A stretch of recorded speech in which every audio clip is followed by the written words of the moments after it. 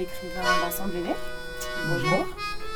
Et accompagné de Lucas Marin, écrivain également je crois, qui a participé donc au 13e livre de Vincent, qui s'intitule Gazelle. Donc c'est un recueil de nouvelles en 2 parties, c'est bien ça ? En fait, il y a une grande partie sur l'histoire d'un être plein d'émotions, tourmenté par les désirs et par tout ce qui va être vulnérable et tout ce qui va être fragile en lui. D'accord.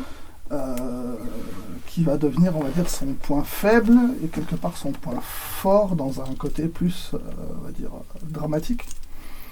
Et après, il y a une petite partie où c'est un peu de sarcasme et d'ironie pour, on va dire, traiter le contexte actuel un peu décadent donc de la modernité, ce que j'avais déjà fait en approche dans SUFM. J'avais fait toute une partie dans SUFM vraiment d'investigation sur 3 pôles différents de la société un peu montpelliéraine. J'avais vu donc ce côté donc assez violent et narquois, on va dire, de la réalité, que les gens ne se montrent pas. Et j'avais plus traité, on va dire, d'un côté sans émotion, dans un côté dans l'excès, pour aller de l'avant, pour, on va dire, devenir plus mature. Et là, dans Gazelle, ça a été plus, on va dire, un livre qui s'est fait, il s'est fait un peu plus tardivement, parce que la période après de reprise de marque et d'adaptation après cet ouvrage qui était assez prenant. Et pourquoi ce titre Gazelle, juste ? Alors justement, c'était donc quand j'ai commencé à penser à un nouveau livre, déjà le premier truc qui me venait en tête, c'est en fait c'est un contexte, ce livre, pour montrer la beauté de la femme et la vénalité et la cruauté en même temps. C'est-à-dire un côté très la gazelle de l'excellence, celle qui est inaccessible, qu'on ne peut pas avoir, qui est belle, qui est fraîche, qui représente la pureté et la beauté, mais en même temps, dans la société d'aujourd'hui maintenant, ce que j'avais observé un peu dans SUFM, donc ce que je vous retranscris à travers donc plein de fictions sur un personnage, la thématique c'était l'érotisme et l'enfer. Donc c'est-à-dire à la fois ce besoin de désir qui est un droit humain, qui en même temps, donc même que ce soit avec un archange de feu ou peu importe, un désir, c'est une émotion, c'est un besoin de se sentir exister. Et en fait, le truc, en fait, c'est comme la vénalité aujourd'hui prime, l'arrogance, ce côté de sélection, on va dire, il faut ressembler à une télé-réalité ou il faut ressembler à un parrain de la drogue ou ça, parce que c'est l'argent qui va primer toujours. Et ce côté, il faut être dans un stéréotype parfait, préformaté par la télévision, par les codes sociaux et la mode, on va dire. Et donc forcément, elles se permettent le droit d'être violentes, de dire des choses horribles, de négliger, on va dire, l'être humain. Et moi, plein de fois, j'ai entendu des choses horribles venant de la part de plein de filles. Moi, j'étais extrêmement pro-féministe dans plein de bouquins que j'avais démontré ça. Et maintenant, évidemment, j'ai pris une claque tellement forte que... Donc là, c'est votre premier livre qui traite c'est un coup de gueule. Des femmes, ouais. Un coup de gueule envers les femmes. En fait, c'était le CUFM était un coup de gueule vis-à-vis de la fatalité, voilà, sans espoir, sans rien. Et là, le côté Gazelle, c'est plus, on va dire, une forme de cri sur mes émotions, sur la vie, sur la volonté de rester humain.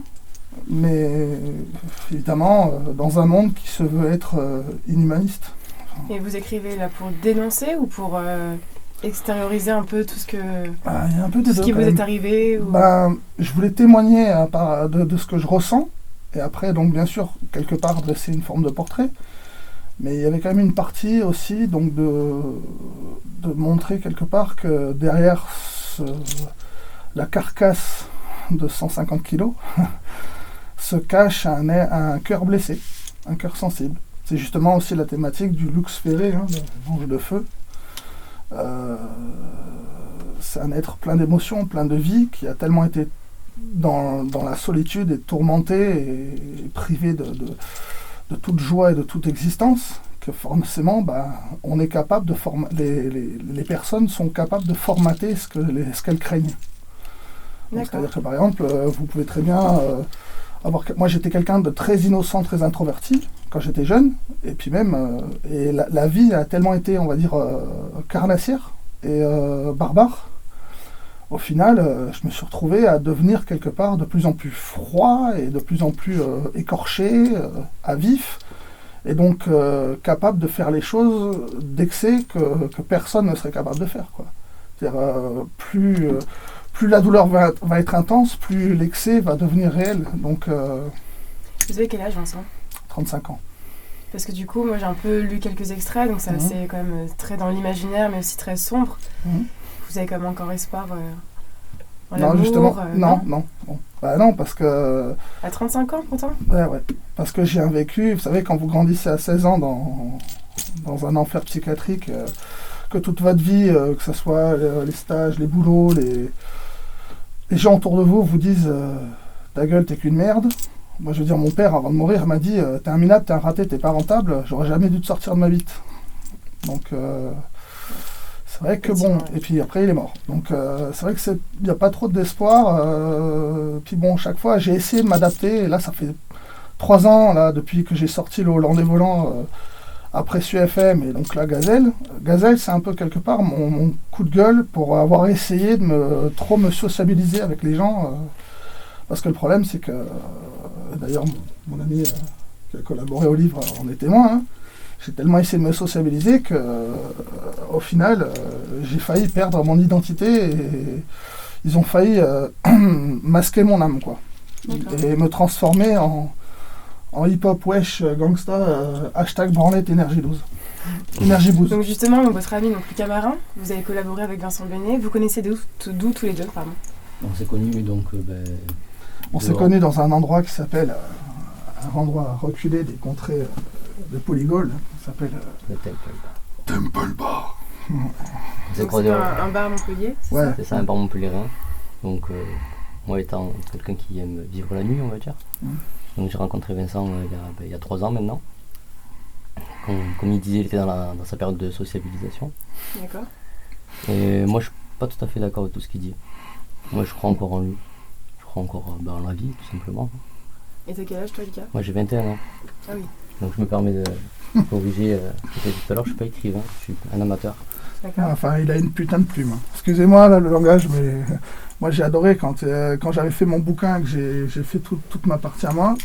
J'avais donc demandé à des amis, donc un ami prêtre, de me faire une préface pour bien présenter mon ouvrage, parce que je me suis dit ça allait être assez controversé quand même de parler donc de manière positive, donc de l'ange de feu, Lucifer, tout ça, avec des émotions. Après, moi, il y a eu un travail énorme de spirituel par rapport à tout ce que j'ai évolué intérieurement et littérairement. J'ai eu Catherine Mélan, donc mon amie de Suisse, donc qui a fait les calligraphies. Elle avait fait dans SUFM, là, elle en a fait 8 pour le prochain livre, donc Gazelle. Et avec Lucas, on avait parlé une fois et on avait discuté et on a une bonne discussion et c'est vraiment, il fait partie des amis que je peux compter, donc quand je vais pas bien. Et en fait, il écrit des petits lyrics et ça, il aime bien faire des petits freestyles et tout. Donc, c'est quoi justement ton parcours, Lucas, au niveau littéraire justement Au niveau littéraire, comme je disais, moi je suis un amateur, un amoureux du hip-hop. D'accord. Donc moi l'écriture, je l'ai connue à travers le hip-hop, à travers le rap notamment. Ok. Les années 90, 95 ou plus tard les 2000. Mais voilà, moi je m'exprime comme ça, pour moi c'est un exutoire l'écriture. Donc j'écris quelques textes. Donc ça m'arrive de chanter, donc comme je disais, dans la rue avec mes amis ou dans certains bars. Mais ça reste vraiment un hobby. C'est devenu aussi une passion au fil du temps. Et donc moi j'écris ces textes pour Vincent, avec Vincent. Comment dire? Et t'as écrit combien de textes en tout? J'en ai produit 5 voilà, ouais, pour okay. Le prochain livre, donc Gazelle. Plus sur la première partie que sur la seconde, sur la fiction. Donc sur la première partie, vraiment mon analyse du texte. Mais comment dire? Je le dis, quand j'écris, c'est avec le pronom je. Donc je m'identifie à son idée. Okay. Et j'essaye de l'exprimer à ma façon. Intéressant. Et comment se fait la collaboration? C'est toi, Vincent, qui a proposé? Oui, en fait, même si on n'a pas le même, on va dire, expressionnisme, donc moi j'ai plutôt un côté rock'n'roll metal, et lui il va plus avoir ce côté hip-hop, mais on avait quand même la même base d'univers. Hein. Je veux dire, lui, son pseudo, c'est El Diablo. Donc, Le diable, parce que le diable est un ange déchu. voilà. Et en fait, il a la façon dont il exprime des fois des réflexions à lui sont très bien tournées. Et moi, il m'avait sorti quelques trucs. J'avais tellement trouvé ça super que je lui ai dit, écoute mec, il faut que tu sors vraiment en guest dans mon livre parce que c'est pas possible. T'es trop bien. Et justement, on s'était vu une après-midi pour ça. Et donc, il m'a dit, ouais, c'est pas sûr quand même que... je suis pas sûr que ça va te plaire ou pas. Je dis, ouais, écoute, arrête, c'est génial. Je dis, t'es d'accord, c'est super, moi je serais content, quoi. Et Inch'Allah, Abdullah, voilà, ça a été fait. Ça s'est fait, super. Donc ça c'est cool. Mais alors franchement, lui, son rôle, en fait, sa partie, c'était de faire la conscience, en fait. Parce que, moi, en fait, dans Gazelle, c'est-à-dire le personnage donc, traverse les choses qui lui font souffrir, ça. Et après, les gens, voilà, vont pas comprendre. Et moi, je voulais quand même qu'il y ait un aperçu de ce que les gens... Par exemple, s'il y a un alter ego quelque part dans la vie de tous les jours, quand moi, je ressens les choses, quand je les raconte, les gens ne comprennent pas. Et donc, je voulais que lui, sa partie à lui, c'était plus la conscience, que les gens, en fait, perçoivent, alors qu'en fait, il y a la réalité, les faits, et ce que les gens vont percevoir. Et lui, en fait, c'était la petite conscience. C'était le Jimmy Cricket. Voilà, le petit chétan. Intéressant. Donc du coup, il y a eu 3 personnes qui ont collaboré à votre livre, c'est ça ? Non, en fait, il y avait 4, parce qu'il y avait l'ami prêtre qui m'a fait, Régis Bron, frère Régis Bron, frère dominicain, qui m'a fait la préface.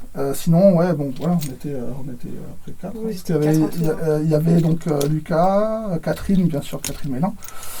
J'ai une amie qui s'appelle Marie-France Devat, donc qui s'est appelée donc, Marie, littéralement. Et elle m'a fait quand même la 4e de couve, donc de Gazelle, qu'elle m'avait fait aussi celle de sur FM. Et donc, après, qui c'est que j'ai eu d'autres non, je crois que c'est bon. On a fait le coup. Voilà.